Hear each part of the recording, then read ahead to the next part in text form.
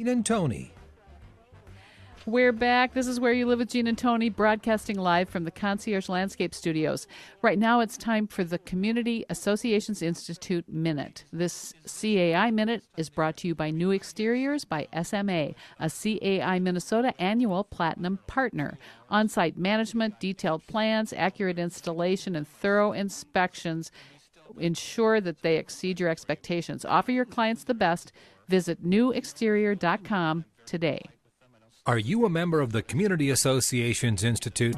For nearly 40 years, CAI has provided education and resources to volunteer homeowners who govern community associations and the professionals who support them. Visit caionline.org to learn more. That address again is caionline.org. CAI helps community association board members by providing online resources, in-person training, and hard copy publications written by association management experts. CAI offers community managers professional development, networking opportunities, and a certification program that's established as the industry standard nationwide. Minnesota has its own chapter of the Community Associations Institute to bring resources and tools from community associations around the country right to your home. Visit CAIMN.com to learn more and become a member of CAI today. Your community and management company will benefit from your involvement. Join the Community Associations Institute today at CAIMN.com and click on Membership. Before the break, we were talking about changes in the FHA lending rules that have messed with the real estate market. Messed is the right word. Yeah, and what they did a few years back was they passed a rule that you could not get an FHA mortgage if you bought a house from someone who had not owned it at least 90 days. And the reason for that was they were trying to prevent flippers from turning over houses quickly, not improving the houses, selling bad houses, selling distressed houses to FHA borrowers, right? Yeah. But it had an unintended consequence.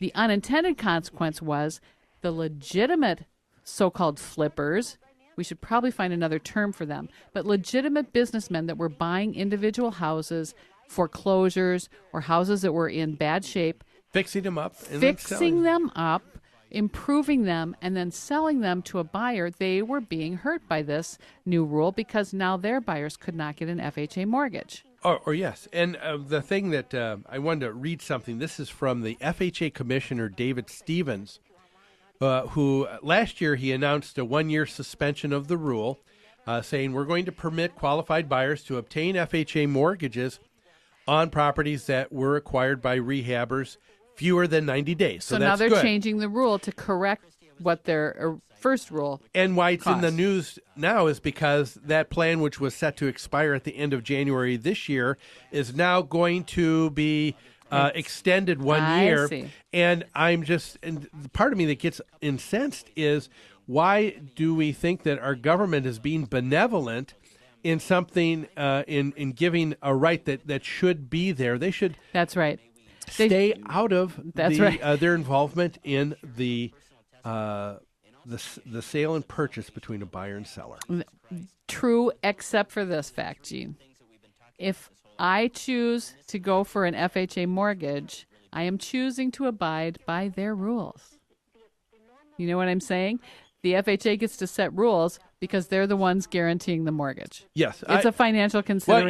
Well, yes, I guess you're right. I understand where someone says, if I'm going to give you the money, here are the rules And actually, for doing it. it's not new that makes legislation. sense. It's not new legislation. It's rules and regulations of the FHA. Yeah, but the idea that they had to be involved in the first place, instead of Yes. allowing the free market to prevail, because when you stop and think about it, people want a nice home, and so if in a free market you have someone who is providing a legitimate good or service to someone, and they see that as value, Yes. they're going to buy from that person, Yes. and that person's rewarded.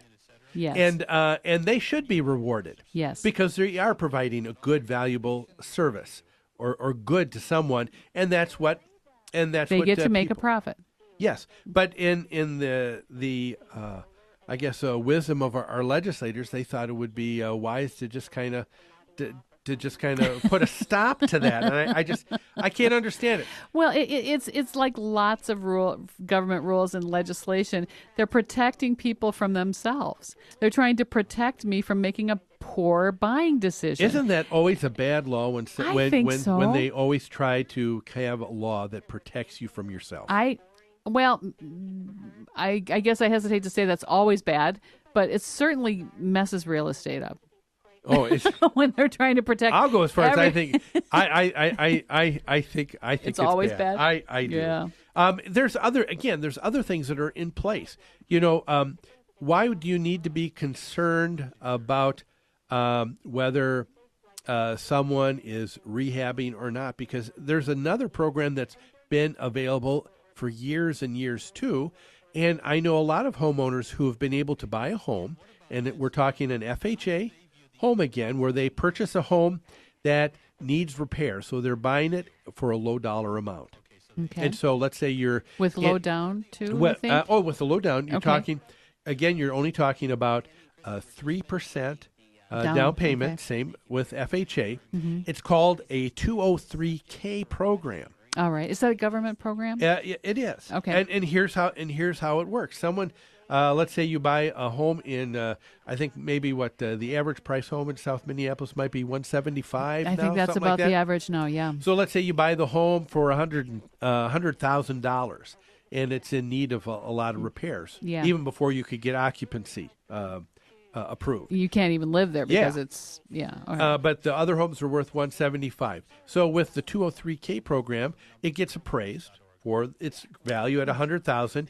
You buy it, but you get approved as a buyer for, let's say, $145,000. Okay. And so then that $45,000 will be used because you show that you have in place the contracts with contractors and vendors to do the repairs.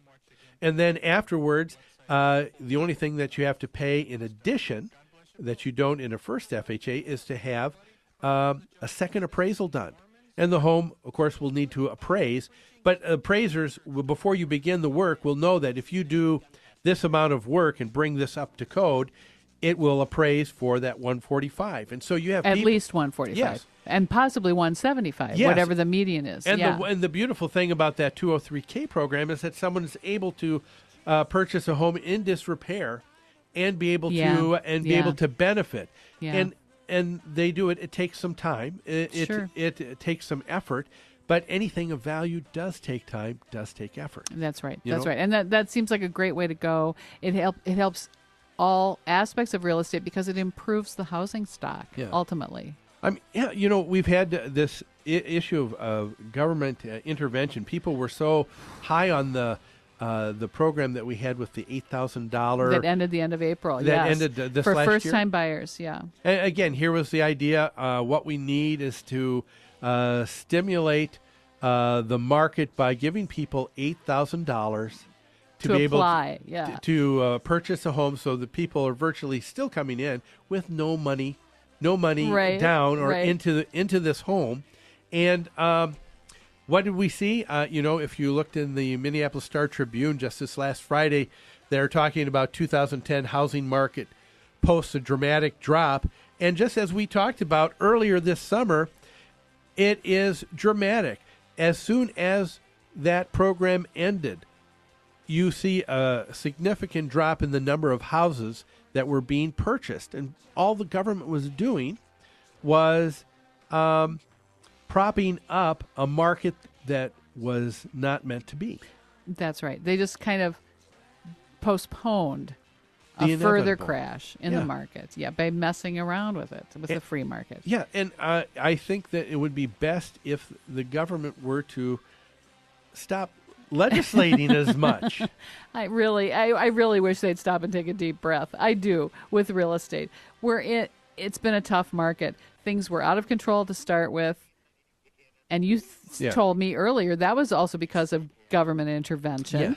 Yes. They wanted more people to be able to afford to buy a single-family home, so they encouraged lenders to change their requirements and bend their requirements to make more people eligible for a mortgage. And now that led to this boom bust cycle we're going through. And now they're trying to prop it up so that nobody has to suffer negative consequences from the market. That's what a free market is. Yeah, and there's it's good and bad. And it's inevitable. You have to allow a free market means just that it's free, that you have a buyer and a seller, both of who are not coerced or under undue pressure to make their offer or their agreement. And that's called the free market, and that's the way things should be. That's when right. you allow everybody the chance to have $8,000 for a down payment, the value of those homes are going to be not as valuable because everybody's got $8,000. Well, that $8,000, yeah, that's right. And it may have artificially kept the prices higher than they should have been because everybody's got $8,000. See, and if you take a look at that article with the Star Tribune, they talk about the how successful that $8,000 program was. But one of the things that happened during that same amount of time, housing values were flat.